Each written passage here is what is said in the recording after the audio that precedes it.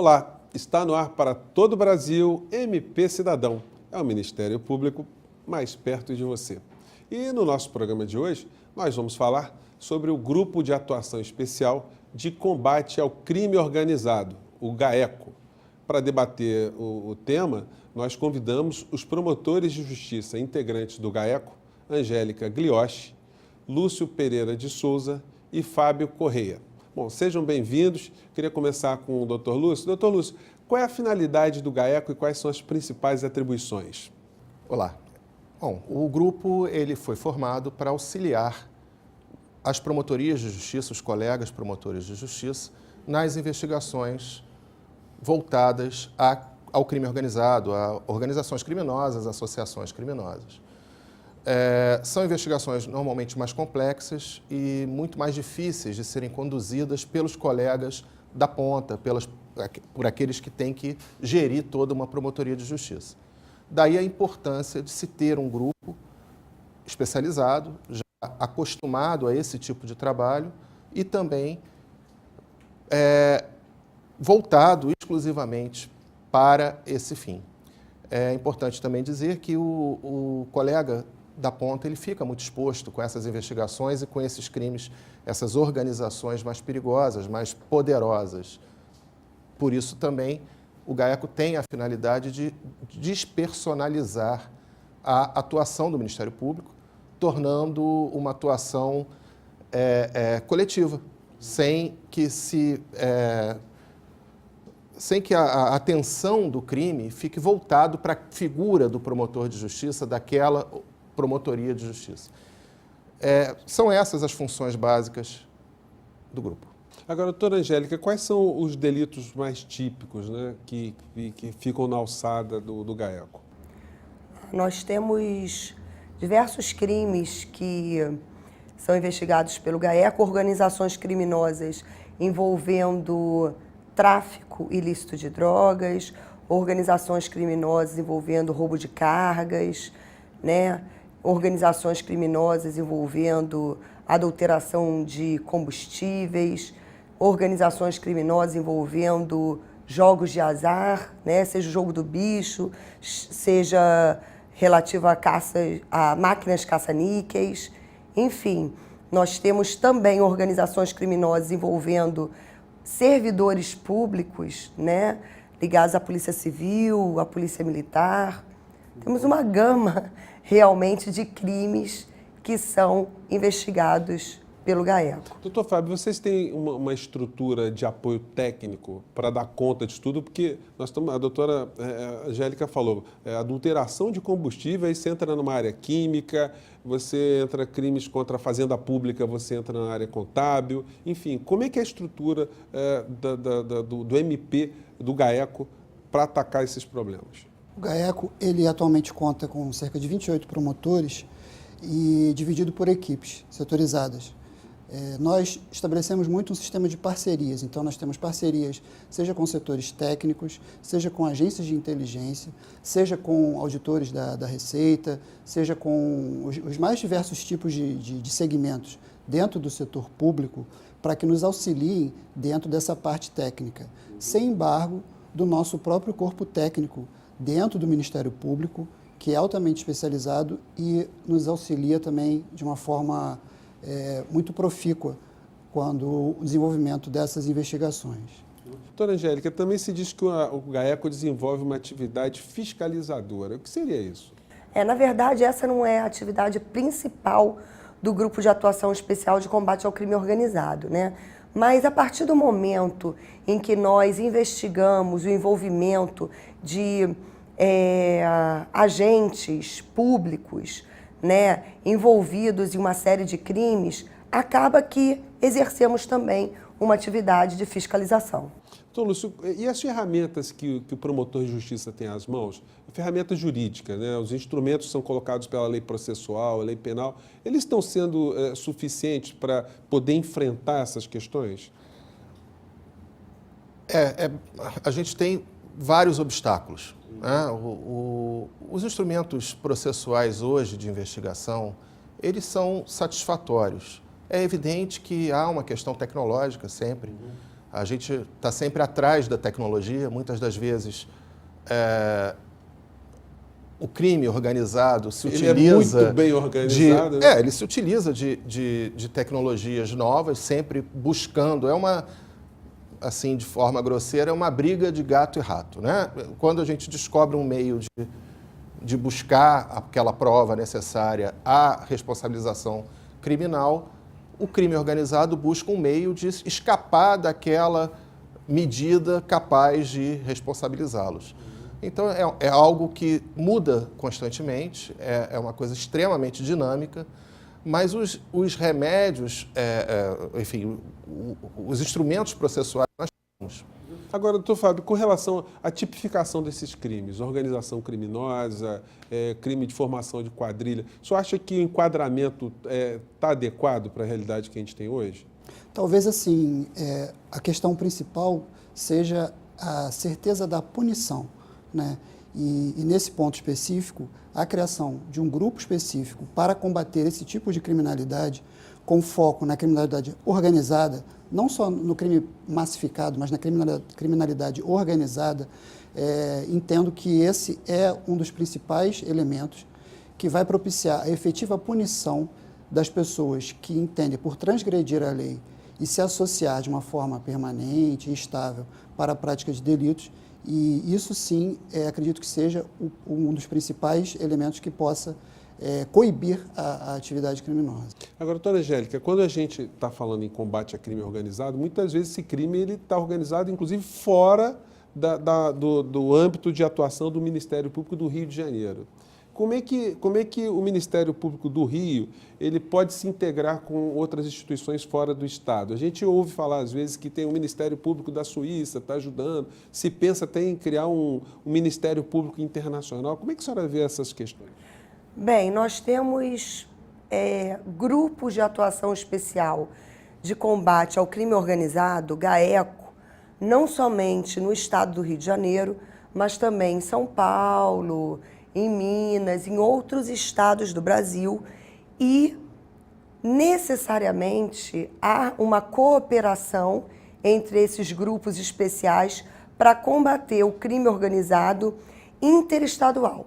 Agora, quando se fala em organização, internacional, nós temos em diversas leis, não somente na Lei 12.850, que trata da organização criminosa, mas como também na Lei de Drogas, a Lei 11.343 de 2006, nós temos técnicas especiais de investigação que estão ligadas à chamada cooperação internacional. Então, é possível, através dessa cooperação internacional, que a gente elucide um fato que esteja envolvendo um crime que inicia no Brasil para terminar no estrangeiro ou vice-versa.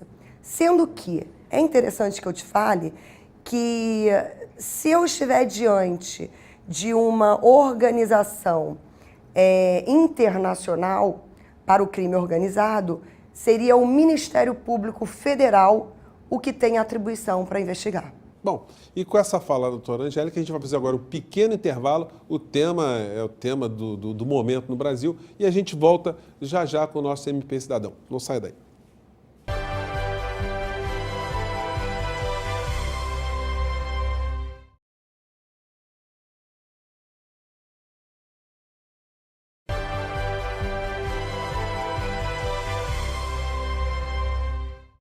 E nós estamos de volta com o MP Cidadão e o tema de hoje é o Grupo de Atuação Especial de Combate ao Crime Organizado, o GAECO. Aliás, é um trabalho bastante importante que é realizado aqui no Rio de Janeiro e outros MPs também têm se utilizado desse tipo de estrutura, desse modelo, para combater crimes que nós todos estamos vendo brotar no Brasil e ainda bem que estão sendo tão bem combatidos.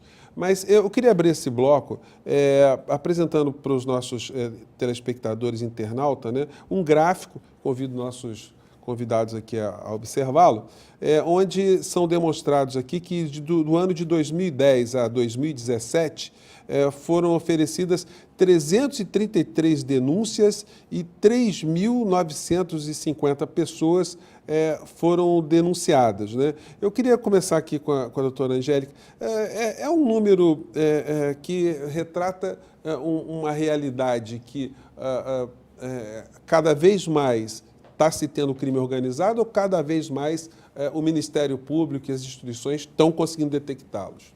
Eu acho que o Ministério Público e as instituições que são parceiras do Ministério Público, né, cada vez mais estão conseguindo, graças a Deus, detectar e punir esses integrantes dessas organizações criminosas.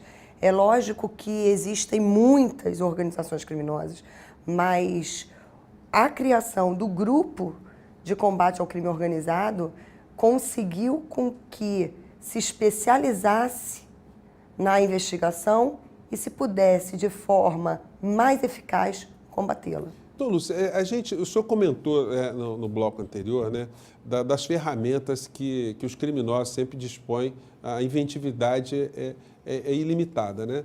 Mas diante das ferramentas também que o Estado tem, que o Ministério Público tem, que se tem de uma maneira geral, ser delinquente também é uma atividade cada vez mais difícil, né? É uma atividade difícil e ela existe porque ela ainda é lucrativa, né? O que a gente precisa também começar, e eu acho que o GAECO e outros grupos estão fazendo, como também, por exemplo, a Força Tarefa da Lava Jato, é buscar retirar o proveito do crime das organizações criminosas.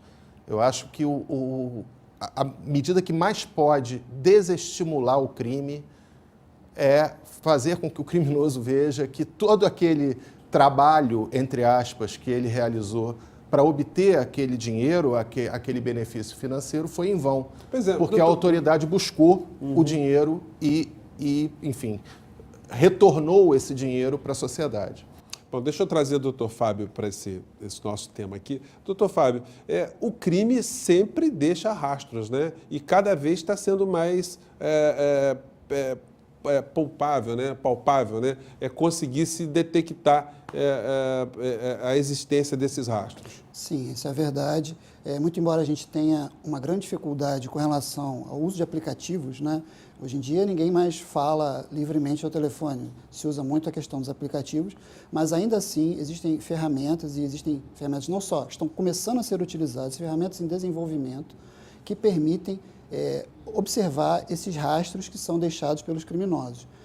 Paralelo a isso, durante as investigações, no curso das investigações, como a própria lei da organização criminosa permite, nós temos também a possibilidade da ação controlada, no sentido de postergar uma prisão em flagrante ou postergar uma prisão acompanhando aquela atividade criminosa, na medida em que a gente consiga alcançar mais provas e até mesmo chegar à liderança.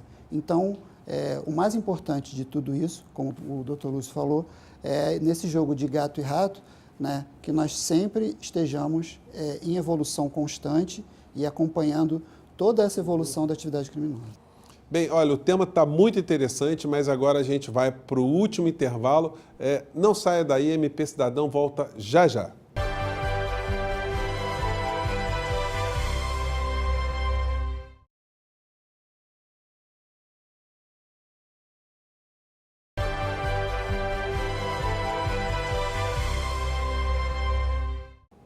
Bom, e nós estamos de volta com o nosso MP Cidadão, hoje falando da atuação do GAECO, que é combate a crime organizado. E nesse bloco a gente vai falar, eu vou perguntar aqui aos nossos convidados, sobre algumas operações específicas. Por exemplo, como foi estruturada a Operação Black Evil. E o que é isso exatamente? Que a operação foi destinada a combater que tipo de crime, doutora Angélica? A Operação Black Evil, ela conseguiu desvendar uma organização criminosa existente dentro do Batalhão de Operações Especiais da Polícia Militar.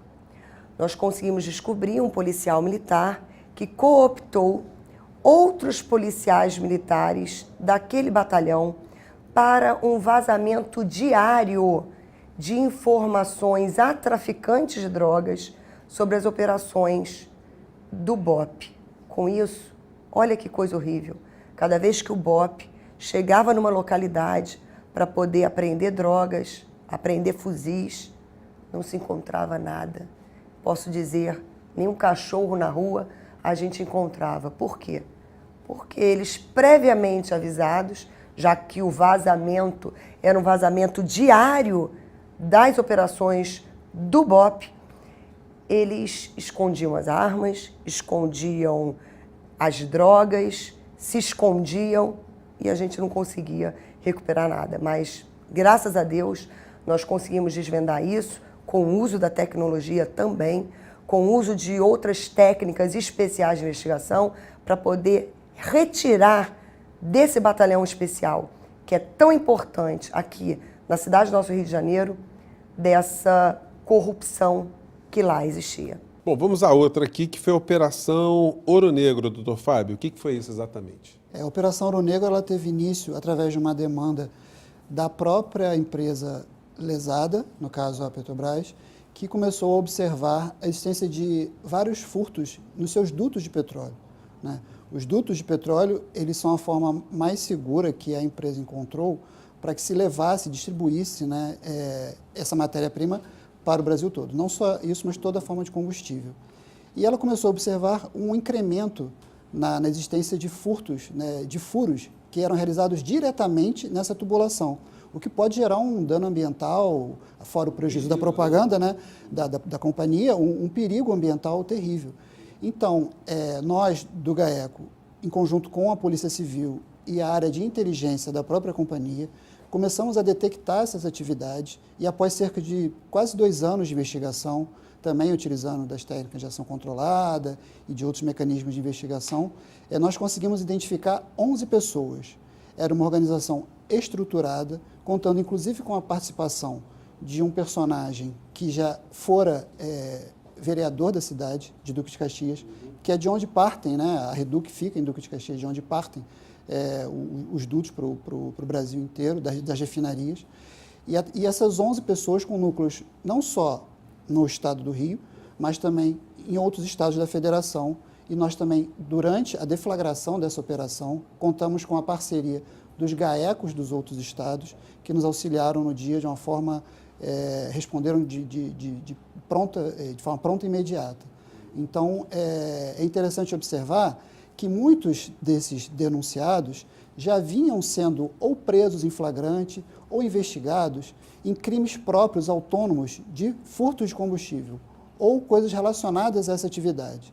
E se viram, então, surpreendidos com uma denúncia pela organização criminosa, através do gerenciamento das informações, coletando informações, inclusive junto às varas criminais, nós pudemos observar a estreita ligação entre essas pessoas e, enfim, produzir uma denúncia que resultou na deflagração da Operação Ouro Negro, né, que é um material muito rentável para essa atividade criminosa, e espera-se, né, que a gente continue nessas investigações e que venham outros desdobramentos por aí. Bom, vamos pegar outras aqui. Doutor Lúcio, que foi a Operação Dominação.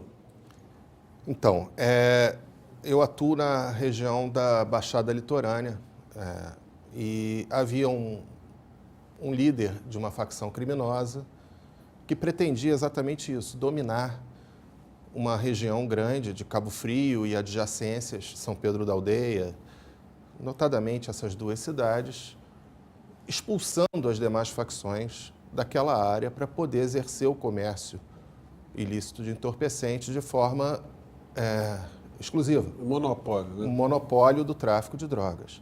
E para isso eles estavam se armando fortemente, porque haveria necessariamente resistência das outras facções e, por certo, um banho de sangue. O curioso, Zé Fernandes, é que a gente, investigando essa organização de tráfico de entorpecentes, nós chegamos numa ramificação dessa organização infiltrada na política da região. Inicialmente, vimos esse traficante determinando que em determinadas comunidades apenas o candidato dele pudesse fazer campanha e boca de urna no dia da eleição, etc. Isso tudo foi documentado, remetido para o promotor eleitoral, inclusive com violência, né? Tem o cabo eleitoral do adversário, bate nele e bota ele para fora, senão ele vai morrer. Mais ou menos assim. Agora, só uma questão de ordem, uma curiosidade de ordem técnica, doutor Lúcio. Quando o MP vai oferecer denúncia, o senhor estava falando muito da impessoalidade. Assinam vários promotores, como é que é isso? Nós trabalhamos em grupo, por isso o GAECO é um grupo, né? E há células, esse grupo que é grande, ele é subdividido. Então, nós temos células que trabalham junto nas investigações, de modo que sempre há vários colegas atuando. Quando eu digo aqui que eu atuei participando com outros colegas e não de forma isolada. Né? Doutora Angélica, e o que foi a Operação Dedo de Deus? Operações Perigo Selvagem Dedo de Deus. Pois é, a Operação Dedo de Deus e a Operação Perigo Selvagem, elas foram operações para acabar com um jogo, sendo que a Operação Dedo de Deus estava intimamente ligada ao jogo do bicho, na região de Teresópolis e também da Baixada Fluminense, Nilópolis, enfim. Bem, e só para contextualizar para você, prezado telespectador internauta que não é do Rio de Janeiro, Dedo de Deus é um acidente geográfico, né? Uma montanha que fica no município de Teresópolis, daí a operação ter se utilizado desse nome. Exatamente, por isso o nome, já que ela se iniciou em Teresópolis, por isso que ganhou o nome Operação Dedo de Deus, exatamente. Já a Operação Perigo Selvagem foi uma operação que surgiu também para poder combater o jogo, mas esse jogo mais ligado às máquinas caça-níqueis. É muito interessante que se mostre que há anos atrás já havia uma fortaleza, né, do jogo relacionado às máquinas caça-níqueis na região de Bangu, né, aqui no estado do Rio de Janeiro. E, enfim, 15, 20 anos depois, eu posso falar 20 anos depois, quase com certeza, nós novamente encontramos na mesma localidade e na mesma casa a utilização de um verdadeiro local, né, um local próprio para exploração do jogo, onde, enfim, diversos líderes do jogo desta região estariam ali para poder praticar esse crime, que não é nem crime, né, uma contravenção penal, mas que é altamente lucrativa, que tem desdobramentos com lavagem de dinheiro, enfim. Nós podemos hoje ter uma organização criminosa que pratica, né, jogo de azar e jogo do bicho. Doutor Fábio, a gente está quase terminando. Quanto tempo demora, em média, da apuração do crime até o oferecimento da denúncia? Porque a gente imagina que deva ser um conjunto de informações muito grande, né? Isso varia muito de acordo com cada caso concreto, né? A gente pode dizer que, em média, talvez um ano e meio, né? Em média, para que você reúna aqueles elementos de prova que possa, com tranquilidade, ao final, oferecer a denúncia em face até inclusive das lideranças, né? Daquelas organizações que são objeto da denúncia. Agora, doutor Lúcio, quais as perspectivas que a gente tem nessa partida entre crime organizado e o Estado Democrático de Direito e o Ministério Público? Eu acho que a nova formatação do Ministério Público em grupos de atuação, ela vai permitir que a gente, e assim a gente espera, a gente crie um ponto de inflexão nessa curva que tanto assola aí, né, essa preocupação com essa criminalidade violenta. Ou o Estado se reorganiza de modo a ser mais eficiente nesse combate, ou a gente vai sucumbir.